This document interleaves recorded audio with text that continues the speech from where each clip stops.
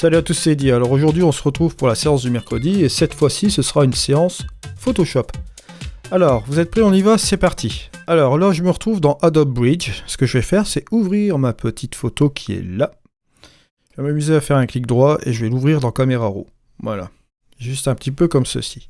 Il faut savoir un truc, c'est que Camera Raw c'est du Lightroom, c'est le même moteur. À part que bon, Camera Raw forcément c'est un outil qui nous permet d'ouvrir les fichiers RAW, d'accord, les fichiers bruts de notre appareil photo, ce qui va nous permettre de faire tous les ajustements sur notre photo. Bon, là, en l'occurrence, on va corriger l'objectif et les aberrations chromatiques. Et ce qu'on va faire, c'est rectifier quelques petits trucs qui vont être là-dedans. Là, ce que je vais mettre, c'est en Adobe Couleur, en espace, voilà, juste un petit peu comme ceci. Et je vais prendre une balance des blancs, on va dire déjà prédéfinie, on va dire la nuageuse, qui est quand même assez chaude, que je vais même booster un petit peu, avec un petit peu de magenta, juste un peu comme ceci. Ce qui va se passer, c'est que là, dans notre image, ce que je vais faire, c'est un petit peu ouvrir mes ombres, baisser mes tons clairs, juste un peu comme ceci. Au niveau des blancs, bon là, je vais pas trop taper parce que sinon je vais cramer. Et au niveau des noirs, bon, vous doutez bien, on va rester un peu comme ceci. Et moi, ce que je vais m'amuser à faire, c'est décontraster un peu mon image et justement jouer avec la correction de voile aussi, mais en effet négatif. Pourquoi ?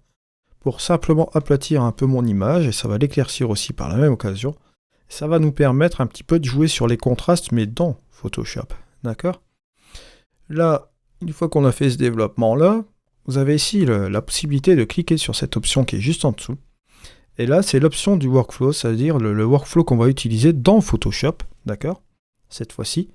Alors, on va rester en espace de travail en ProPhoto RGB, 16 bits. On va garder le nombre de mégapixels à l'origine juste ici. On ne va pas redimensionner. On pourrait redimensionner, mais là, on va garder par défaut cette chose-là si on doit cropper, etc. Après, vous avez aussi la possibilité d'ouvrir dans Photoshop comme objet dynamique. Ça, je vais décocher. Je vais vous l'expliquer pourquoi tout de suite. Mais avant toute chose, avant de continuer, je tenais à vous informer que sur mon site internet, vous avez une section lien affilié qui vous permet d'avoir toutes des réductions sur les logiciels comme Exposure 5, comme ON1 Photoro 2020, Luminar 4, Aurora HDR, Topaz Studio 2, etc. Vous avez toutes ces informations qui sont juste là. Vous avez même des panels de luminosité pour Photoshop aussi également. Je vous invite à aller faire un tour et je vous ai aussi également mis un bouton faire un don si vous souhaitez me soutenir au niveau de mon travail des tutoriels. Par avance, je vous remercie. Alors je clique sur OK. Mon espace est configuré. Ce que je vais faire, c'est que là, ici, vous avez ouvrir une image. Si j'ouvre une image, j'envoie mon image telle qu'elle dans Photoshop. OK ? Mais je ne pourrai en aucun cas revenir sur le fichier RAW. Par contre, si j'appuie sur la touche Shift, vous avez ici l'option « Ouvrir un objet ». Alors, hop, je vais ouvrir un objet. Et je vais vous expliquer pourquoi je fais ça. Voilà, je me retrouve ici dans Photoshop. Que se passe-t-il ? J'ai ici mon objet dynamique. Bon, très bien. Cet objet dynamique, c'est quoi ? Ça vous permet de double-cliquer dessus. Je vous montrerai cela tout de suite. Voilà. Et de revenir dans Camera Raw.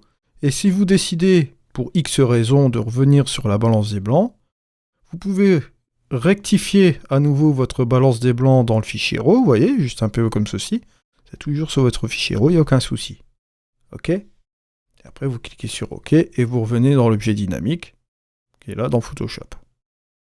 Bon, gros intérêt, je vais vous expliquer un peu pourquoi. C'est que vous avez toujours votre fichier RAW qui est là en arrière-plan. Si vous désirez travailler sur votre image dans Photoshop, vous pouvez le faire sans problème, avec bien entendu tous les réglages qui sont ici. Bon, par exemple, je vais prendre la courbe qui est juste là. On va par exemple jouer avec un calque de réglage qui est ici, non destructif. Vous allez monter la luminosité, vous voyez, juste un peu comme ceci. Bon, bien entendu, là ça va monter la luminosité sur toute votre image. Alors ce que vous pouvez faire, c'est que vous allez juste ici et vous allez inverser la donne, juste comme ceci. Ok ?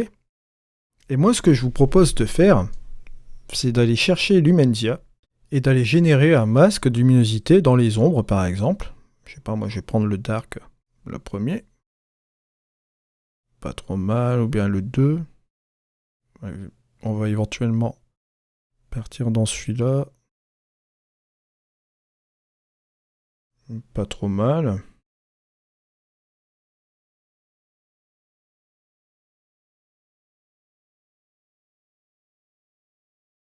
peut-être encore.